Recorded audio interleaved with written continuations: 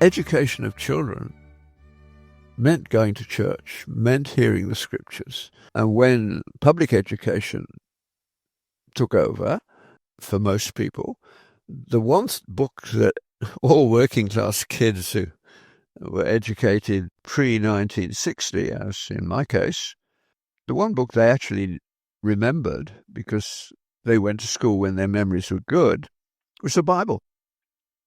Because the Bible was read every day in school, at the beginning of school. For my high school, we had a chapel service, in effect, every morning, 20 minutes or more, in which scripture was read, hymns were sung, prayers were said, and we were inveighed against by the chief master at regular intervals for our misbehavior. But its moral universe had very firm foundations, so that the fact that working class people in Britain when I was growing up read very little, and now they read even less, but they took the Bible, well, not out of school. They kept it so that you could understand Shakespeare in Britain, but it was multiculturalized. You'd have bits from other cultures treated exactly the same as the Bible. But if the major book in your life is the Quran, you get a Muslim society, and it is distinctive. If it's the Veda and the Vedanta, you get an Indian one, and those two countries may be next to one another, but they're very different. They live together because the various wars led to that, but every now and again it gets really bad. And I mean, in the last, 50 years or so, it's amazing to me that Muslims still live in India, except they know perfectly well that Pakistan is on the way to being a failed state.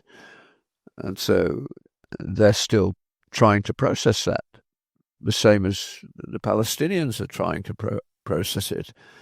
Cultures come and go. Only the Jews come, go, come, go, come, go. They're the only ones, as far as I can see, that bounce back. I mean, it wasn't so long ago that China was going to rule the world, but that's over, isn't it?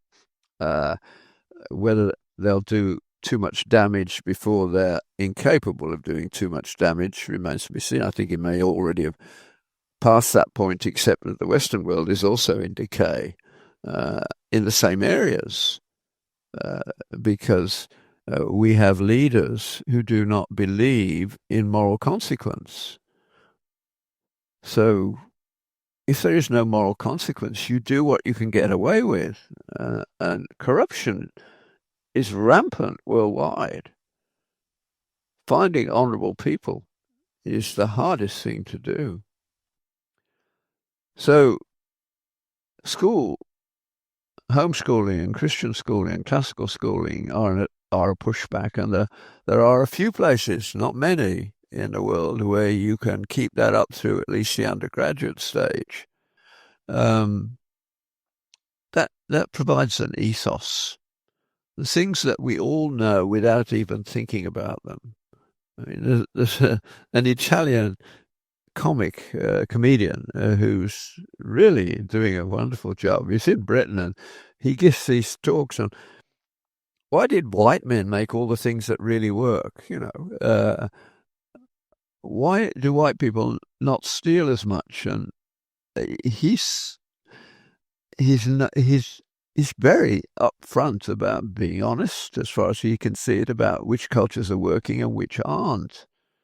I mean, South Africa, when we went there in 1987 for the first time, apartheid was still in place, but just about to disappear. It was on its last legs. It was going to go. And it was despite all the sanctions and everything else, it was the best economy in Africa, because business people always find their way around whatever sanctions are produced. Profit will always win. Now its economy is a disaster, and the disaster comes about because of wrong ideas. Now, last week, I very briefly mentioned Helen Andrews at the National Conservative Conference, number 5, I think it's called, but she gave the most beautiful account that I have ever heard of what is happening to us at the moment in our education system. And it's the great feminization of Western culture. I mean, it's actually illegal if you have a profitable company not to have equal representation of men and women at the higher levels. Of course, they don't insist on equal representation of men and women at the other end of the spectrum. When the sewers get blocked, I don't see many women going down to do the job of unblocking it. And I don't see them up telegraph poles in the middle of winter in Canada. That's always guys. So, you can't take this fig leaf of an idea and try and make it the fundamental idea of your society. It will not do exactly what you want. And that's what Helen Andrews does in her amazing talk. We are doing an experiment that's never been done in the world before. When I started in university, there might be 1 or 2 female members of faculty in each specialty. But the university was totally dominated by men. And the amazing women who made it through all those barriers, the blue stockings, were very tough characters. I worked for one of them at one point. She was superb in many ways, but they didn't tend to have families. Now, what happened when the feminization process proceeded is that political ends disregarded what were actually physical, scientific, moral realities. The idea that men and women should be utterly equal is obviously already, as I pointed out, physically we're not. You need women's sports. They should have their sports, but you can't have equal access to sports that involve strength. It simply will not work. Slowly, that bit has sort of escaped from the ironclad structure of modern feminization. We are different, and that difference needs to be looked at. Now, of course, a absolutely classical example of it would be the wonderful interview that Jordan Peterson had with, I've gratefully forgotten the name of the woman who was interviewing him on, I think it was TV4 in England, but she was out to get him. In fact, her program, which she was famous for, she took well-known men who weren't quite as quickly articulate as she was, and who were not comfortable in front of cameras as she was, and she took them down as a form of mild amusement for the world at large. And she foolishly interviewed Jordan Peterson without doing her homework adequately. She was so cocky. And she got to the usual chestnut of saying, women are paid less than men for doing the same job, and that's wrong. And he said, don't you know about multivariate analysis? And of course, she didn't. And he said, well, it's true that if you simply divide up the workplace into men and women and look at salaries for notionally the same job, it does look as though men earn more than women. But if you simply set one other factor in, let's put hours worked per year into that equation, and lo and behold, we have that data, and now women are earning more than men while notionally doing the same job. That is what happened. We all know this. I've got a daughter who's married to a doctor, and she, of course, is particularly angry about this because she says Derek does more work in terms of hours than anybody else in his work group, especially the women. They take time off for family for all sorts of reasons. Hours worked are different. There always have been, and they always will be, because we have different roles. And what Helen Andrews does so well is she says, well, just look at these binaries, the difference in the way women prioritize and men prioritize. Women are much more likely to be safety orientated with respect to their families, and men are much more likely to say, well, he's got to live in the real world, she's got to live in the real world, you've got to take some risks. So that was true in my family.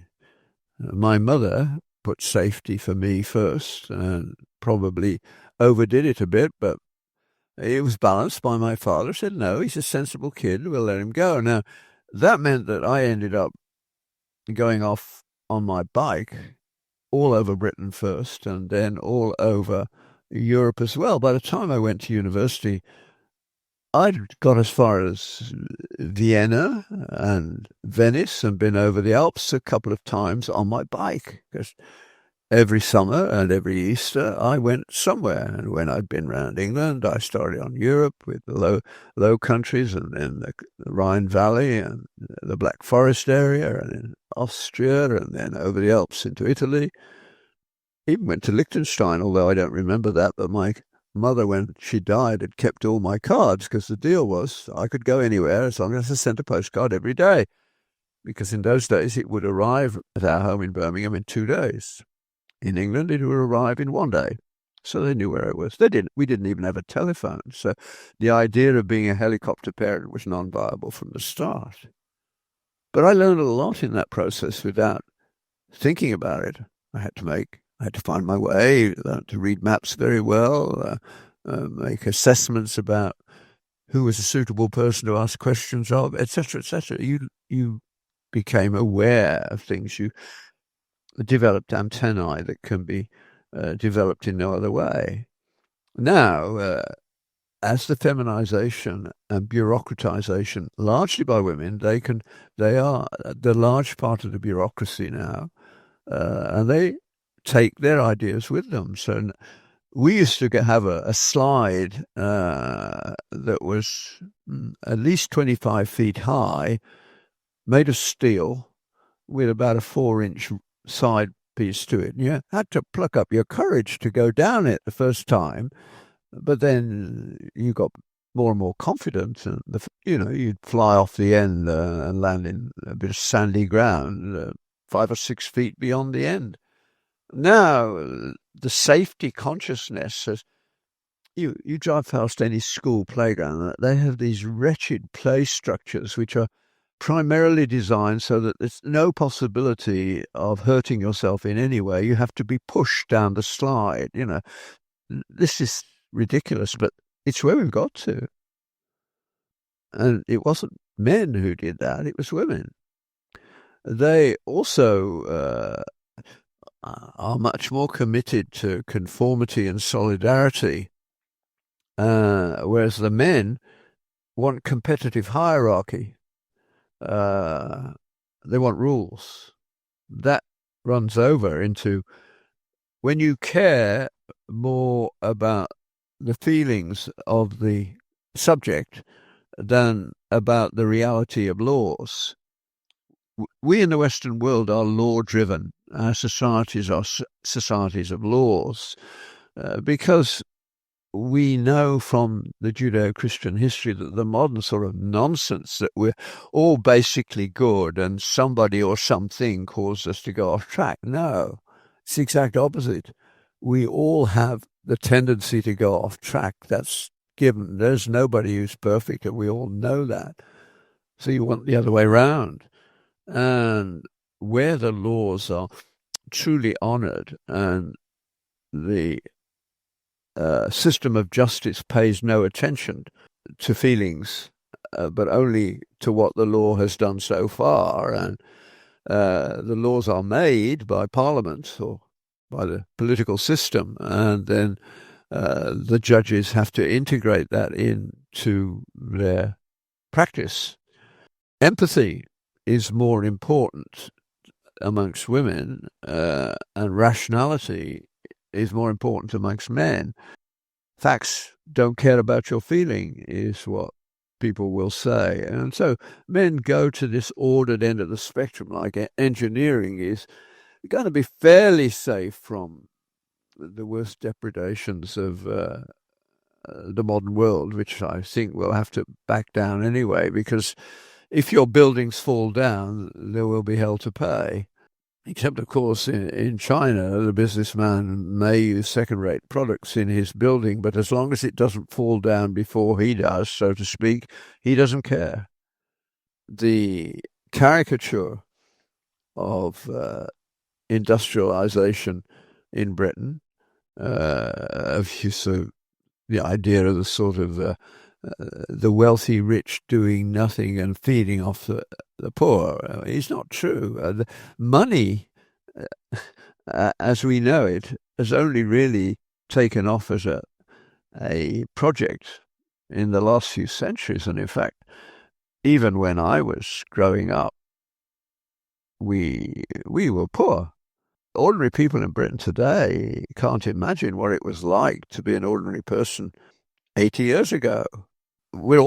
Everybody is financially richer, and the best aspects of the welfare state have been very good, but they're getting pushed aside at the moment by a wrong set of priorities, in my view. So we have got to think about these things, and we've got to learn to talk about them. Now, my next big project is a trip to Jamaica, where we lived for almost 7 years.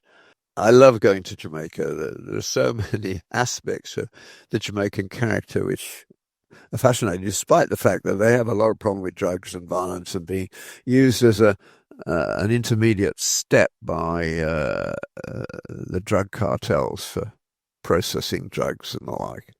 But I go primarily to give one lecture in the university, medical school, and to teach in various settings for nearly 3 weeks this time. And I know that I will enjoy it. I hope they do too.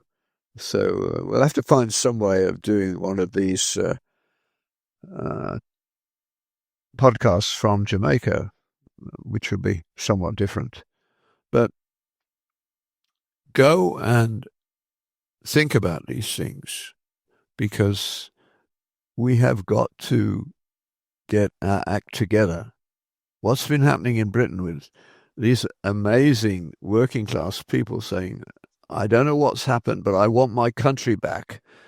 And they're putting up Union Jacks and the Cross of St. George all over Britain in vast amounts. And councils that have been very ideological in the liberal sense, small l, are pushing back. So they send workmen to take the flags down, and by next morning they put them back up again.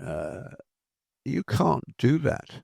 But I mean, they had an investiture of a mayor in one of the cities that has a Muslim, or towns has a Muslim dominant population, and there wasn't a word of English in the investment process. Even Brighton has got a mayor at the moment. I can't believe this. I hope it's not true, that it's some bit of fabricated nonsense. But I saw that it says there's a mayor in Brighton who doesn't speak English. Now, that doesn't make any kind of sense. I hope it's not true. But there's no question that we have a group of very wealthy people, many of whom, some wonderful exceptions like Elon Musk, who are globalists. They think they ought to rule the world. And the problem is that many of them, like our politicians, are not numerate. They can't count. So that, they're like that woman on British television who didn't know about multivariate analysis. Sure, you can draw a curve of males and females showing the distribution of everything, and you'll get, in general, a normally distributed curve. But you can also pull it apart on various grounds and see what's going on underneath. And of course, the key idea is that the real problems come from one end of that distribution curve, and the real contributions come to the other end to a very large degree. And the difference between the male and female curves is also interesting in another way. The men have more idiots, but they also have more genii, because the curve is flatter than the female one, which is, women are more like one another than men are, is what the curves show. That has to figure in the way we run our lives. I probably haven't given you much comfort today, but hopefully I've sent you down a few rabbit holes to discover some treasure, which is what people tell me happens, and it encourages me. So I am getting old. If you want me to keep doing this, you have to encourage me. Okay? Go in peace.